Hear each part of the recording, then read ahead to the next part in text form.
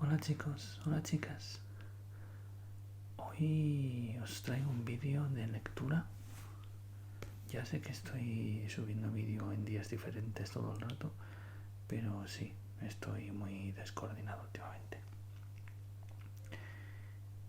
Si queréis que lo suba en días concretos, pues ya veis que me quedo hasta en mi mundo. Pues me lo decís e intento arreglarme más, porque lo subo un poco cuando quiero. Edgar Allan Poe, traducido por Julio Cortázar. He escogido una nueva historia y os leeré una que no he leído. O sea, es la primera vez que lo leeré junto con vosotros. Pero antes de empezar me gustaría comentaros una cosa. No lo he hecho hasta ahora, pero me gustaría recomendaros un canal que se llama Daffer ASMR. Y seguramente lo dejaré aquí abajo en los favoritos. Es una pasada de canal, tenéis que pasar a verlo. Es súper imaginativo. Ha hecho vídeos de todo tipo. Ha hecho un vídeo de paradojas. Ha hecho un vídeo de 10 cosas que odio, súper imaginativo, muy bien montado. Hizo un vídeo de videojuegos que producen relajación de todo tipo, incluso los dividía y os ponía imágenes para que pudierais verlo. Y ha sido capaz de currárselo tanto como para hacer un vídeo en el cual podéis vosotros escoger la historia. Él propone un principio y os va proponiendo dos opciones y podéis escoger la que queráis para seguir la historia. En plan, si sois un poco de mi época o más, pues seguro que habéis tenido algún libro este de escoger tu propia historia, que no creo ya que esté muy de moda, pero muy chulo. Pásate a verlo, de verdad. Y ahora os leo El hombre de la multitud. Bien se ha dicho de cierto libro alemán que Erlas sich nicht lesen no se deja leer. Hay ciertos secretos que no se dejan expresar. Hay hombres que mueren de noche en sus lechos, estrechando convulsivamente las manos de espectrales confesores, mirándolos lastimosamente en los ojos. Mueren con el corazón desesperado y apretada la garganta a causa de esos misterios que no permiten que se los revele. Una y otra vez la conciencia del hombre soporta una carga tan pesada de horror que solo puede arrojarla a la tumba. Y así la esencia de todo crimen queda inexpresada. No hace mucho tiempo, en un atardecer de otoño, hallábame sentado junto a la gran ventana que sirve de mirador al Café D en Londres.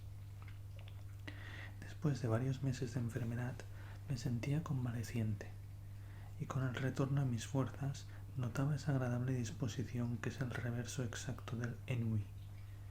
Disposición llena de apetencia, en la que se desvanecen los vapores de la visión interior y el intelecto electrizado sobrepasa su nivel cotidiano, así como la vívida aunque ingenua razón de Leibniz sobrepasa la alocada y endeble retórica de Gorgias. El solo hecho de respirar era un goce, e incluso de muchas fuentes legítimas del dolor extraía yo un placer. Sentía un interés sereno pero inquisitivo hacia todo lo que me rodeaba. Con un cigarro en los labios y un periódico en las rodillas, me había entretenido gran parte de la tarde, ya leyendo los anuncios, ya contemplando la variada concurrencia del salón, cuando no mirando hacia la calle a través de los cristales velados por el humo. Dicha calle es una de las principales avenidas de la ciudad, y durante todo el día había transitado por ella una densa multitud. Al acercarse la noche, la afluencia aumentó, y cuando se encendieron las lámparas pudo verse una doble y continua corriente de transeúntes pasando presurosos ante la puerta. Nunca me había hallado a esa hora en el café, y el tumultuoso mar de cabezas humanas me llenó de una emoción deliciosamente nueva. Terminé por despreocuparme de lo que ocurría adentro y me absorbí en la contemplación de la escena exterior. Al principio mis observaciones tomaron un giro abstracto y general.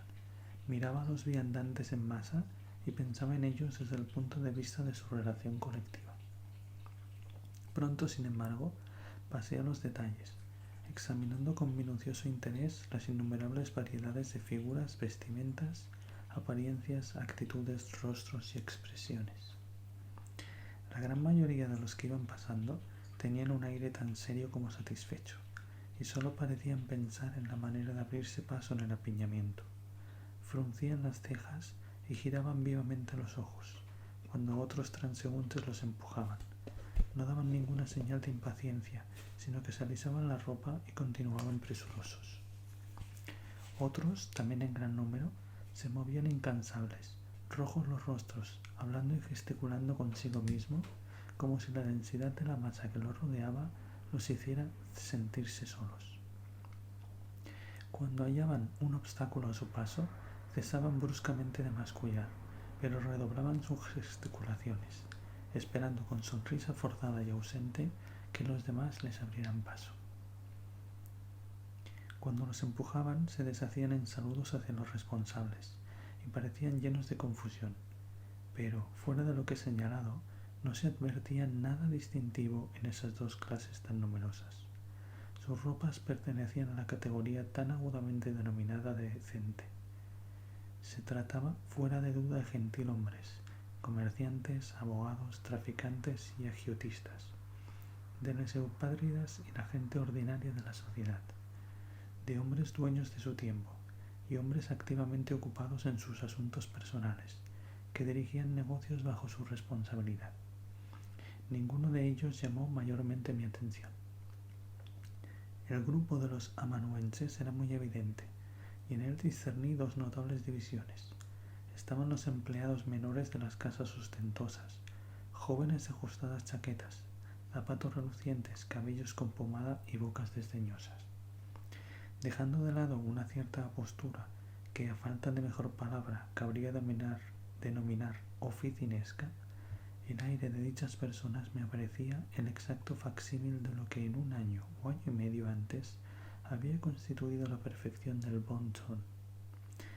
Afectaban las maneras ya desechadas por la clase media, y esto, creo, da la mejor definición posible de su clase.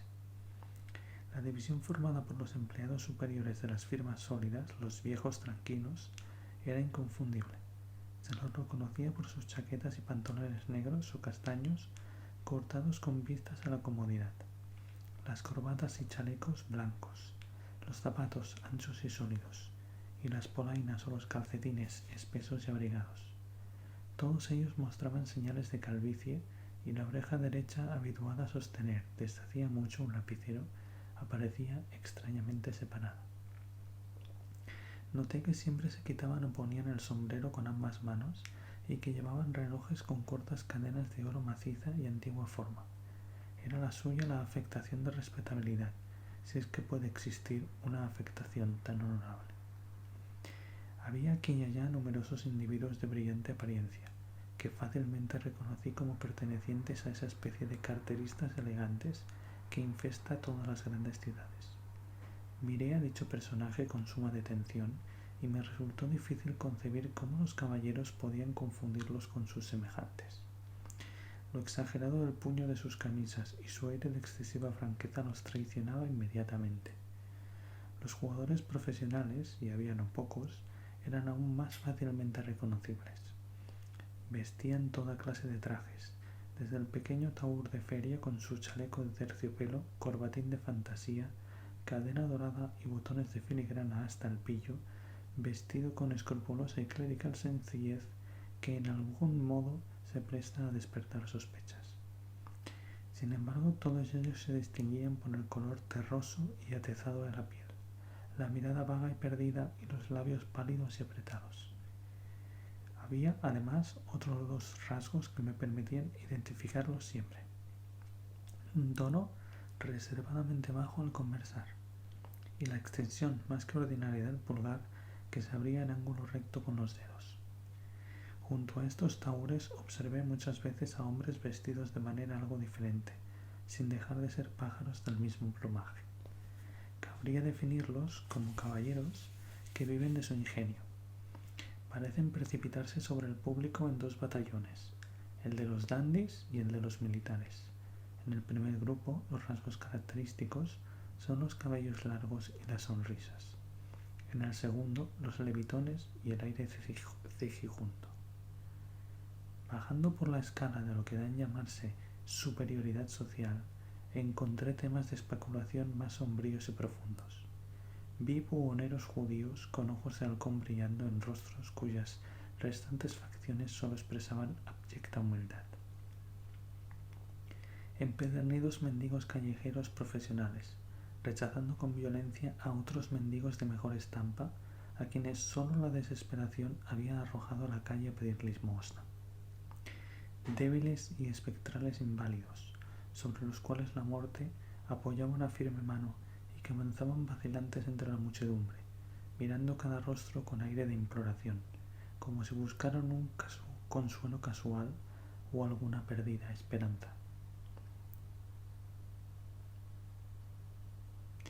Modestas jóvenes que volvían tarde de su penosa labor y se encaminaban a sus fríos hogares, retrayéndose más afligidas que indignadas ante las ojeadas de los rufianes, cuyo contacto directo no les era posible evitar. Rameras de toda clase y edad, con la inequívoca belleza en la plenitud de su feminidad, que llevaba a pensar en la estatua de Luciano, por fuera de mármol de paros y por dentro llena de basura. La horrible leprosa harapienta en el último grado de la ruina, el vejestorio lleno de arrugas, joyas y cosméticos que hace un último esfuerzo para salvar la juventud, la niña de formas apenas núbiles, pero a quien una larga costumbre inclina a las horribles coqueterías de su profesión, mientras arde en el devorador deseo de igualarse con sus mayores en el vicio. Innumerables e indescriptibles borrachos, algunos harapientos y remendados, tambaleándose incapaces de articular palabra, amoratado el rostro y opaco los ojos, otros con ropas enteras aunque sucias. El aire provocador pero vacilante, gruesos labios sensuales y rostros rubicundos y abiertos. Otros vestidos con trajes que alguna vez fueron buenos y que todavía están cepillados cuidadosamente. Hombres que caminan con paso más firme y más vivo que el natural, pero cuyos rostros se ven espantosamente pálidos. Los ojos inyectados en sangre y que mientras avanzan a través de la multitud se toman con dedos temblorosos todos los objetos a su alcance, y junto a ellos pasteleros, mozos de cordel, acarreadores de carbón, desollinadores, organilleros, exhibidores de monos amaestrados, cantores callejeros, los que venden mientras los otros cantan, artesanos desastrados, obreros de todas clases, vencidos por la fatiga, y todo este conjunto estaba lleno de una ruidosa y desordenada vivacidad, que resonaba discordante en los oídos y creaba en los ojos una sensación dolorosa. A medida que la noche se hacía más profunda, también era más profundo mi interés por la escena. No solo el aspecto general de la multitud cambiaba materialmente, pues sus rasgos más agradables desaparecían a medida que el sector ordenado de la población se retiraba y los más ásperos se reforzaban con el surgir de todas las especies de infamia arrancadas a sus guaridas por lo avanzado de la hora, sino que los resplandores del gas, débiles al comienzo de la lucha contra el día, ganaban por fin ascendiente y esparcían en derredor una luz agitada y deslumbrante. Todo era negro y sin embargo espléndido, como el ébano con el cual fue comparado el estilo de Tertuliano. Los extraños efectos de la luz me obligaron a examinar individualmente las caras de la gente, y aunque la rapidez con que aquel mundo pasaba por delante de la ventana me impedía lanzar más de una ojeada a cada rostro, me pareció que en mi singular disposición de ánimo era capaz de leer la historia de muchos años en el breve intervalo de una mirada. Pegada la frente a los cristales, ocupábame en observar la multitud, cuando de pronto se me hizo visible un rostro, el de un anciano decrépito de unos 65 o 70 años, que detuvo y absorbió al punto toda mi atención, a causa de la absoluta singularidad de su expresión. Jamás había visto nada que se pareciese remotamente a esa expresión. Me acuerdo de que al contemplarla, mi primer pensamiento fue que si Rex la hubiera visto, la hubiera preferido a sus propias encarnaciones pictóricas del demonio. Mientras procuraba en el breve instante de mi observación analizar el sentido de lo que había experimentado, crecieron confusa y paradójicamente en mi cerebro las ideas de enorme capacidad mental, cautela, penuria, avaricia, frialdad, malicia, sed de sangre, triunfo, alborozo, terror excesivo y de intensa suprema desesperación. Es que está mi gata por aquí dando vueltas y me despista. Qué extraordinaria historia está escrita en ese pecho, me dije. Nacía en mí un ardiente deseo de no perder de vista a aquel hombre, de saber más sobre él. Poniéndome rápidamente el abrigo y tomando sombrero y bastón, salí a la calle y me abrí paso entre la multitud en la dirección que le había visto tomar, pues ya había desaparecido. Después de algunas dificultades terminé por verlo otra vez. Acercándome lo seguí de cerca, aunque cautelosamente, a fin de no llamar su atención. Tenía ahora una buena oportunidad para examinarlo. Era de escasa estatura, flaco y aparentemente muy débil. Vestía ropas tan sucias como harapientas, pero cuando la luz de un farol lo alumbraba de lleno, pude advertir que su camisa, aunque sucia, era de excelente tela, y si mis ojos no se engañaban, a través de un desgarrón del abrigo de segunda mano que lo envolvía apretadamente, alcancé a ver el resplandor de un diamante y de un puñal. Estas observaciones enardecieron mi curiosidad, y resolví seguir al desconocido a donde quiera que fuese. Era ya noche cerrada y la espesa niebla húmeda que envolvía la ciudad no tardó en convertirse en copiosa lluvia. El cambio de tiempo produjo un extraño efecto en la multitud, que volvió a agitarse y se cobijó bajo un mundo de paraguas. La ondulación, los empujones y el rumor se hicieron 10 veces más intensos. Por mi parte, la lluvia no me importaba mucho. En mi organismo se escondía una antigua fiebre para la cual la humedad era un placer peligrosamente voluptuoso. Me puse un pañuelo sobre la boca y seguí andando. Durante media hora el viejo se abrió camino dificultosamente a lo largo de la gran avenida, y yo seguía pegado a él por miedo a perderlo de vista. Como jamás se volvía, no me vio. Entramos al fin en una calle transversal que, aunque muy concurrida, no lo estaba tanto como la que acabábamos de abandonar. Inmediatamente advertí un cambio en su actitud. Caminaba más despacio, de manera menos decidida que antes, y parecía vacilar. Cruzó repetidas veces a un lado y otro de la calle, sin propósito aparente. La multitud era todavía tan densa que me veía obligado a seguirlo de cerca.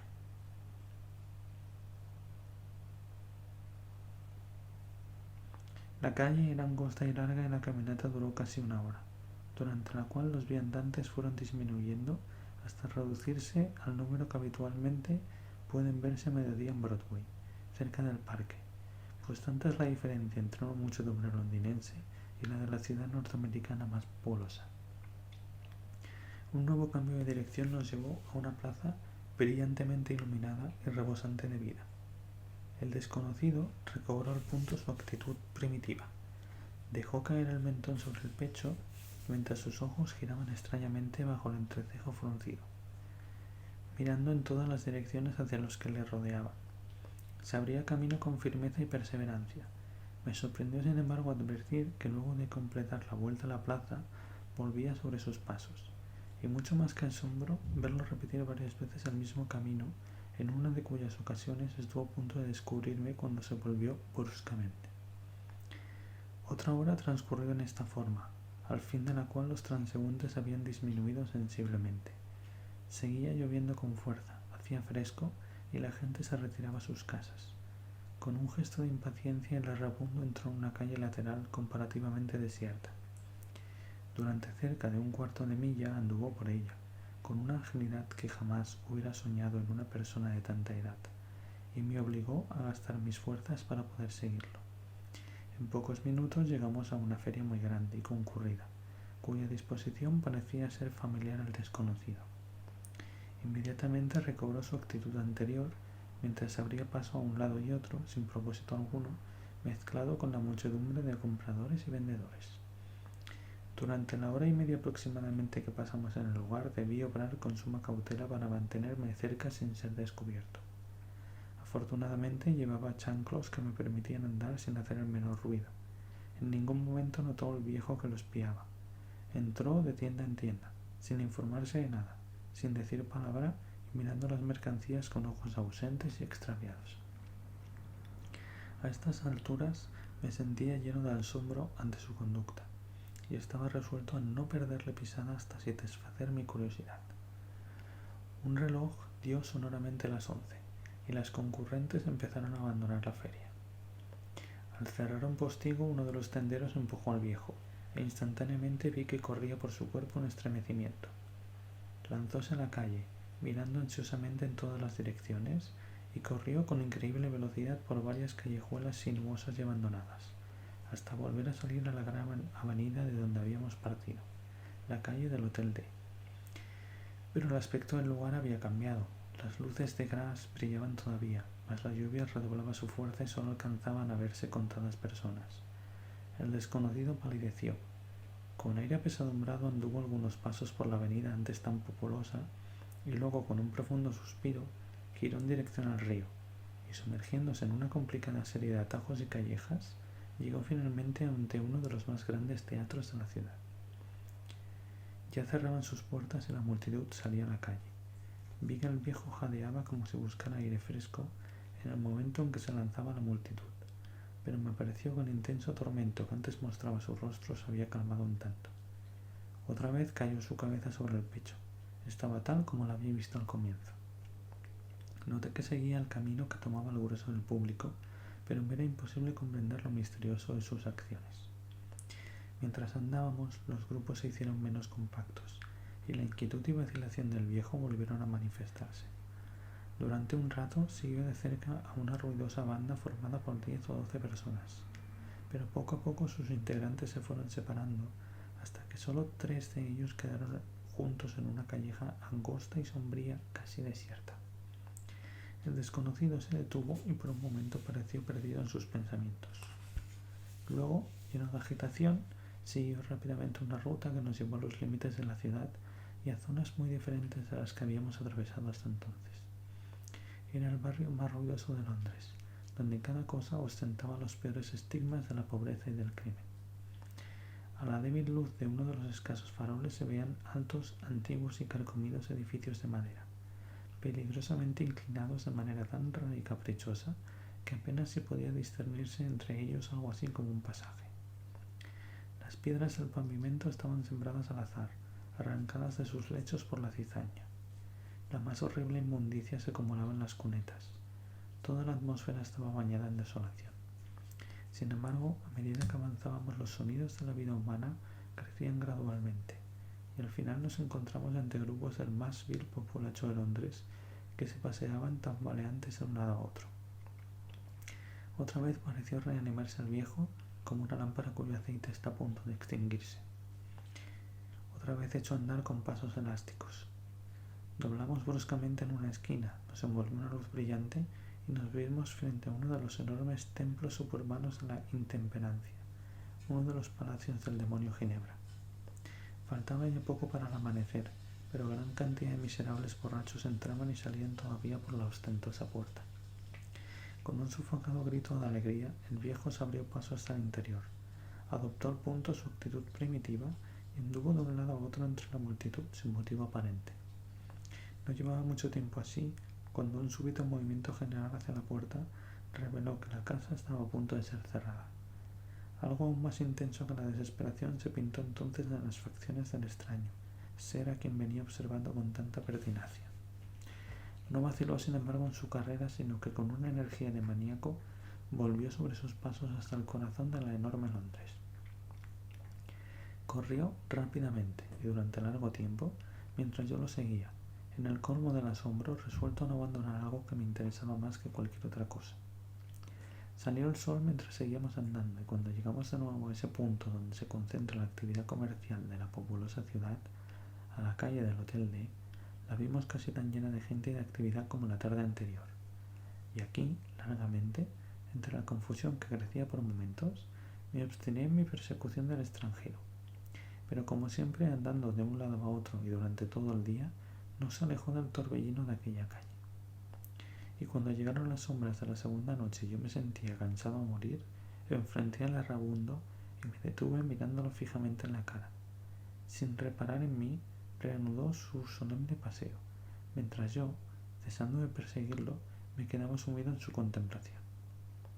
Este viejo, dije por fin, representa el arquetipo y el genio del profundo crimen. Se niega a estar solo. Es el hombre de la multitud.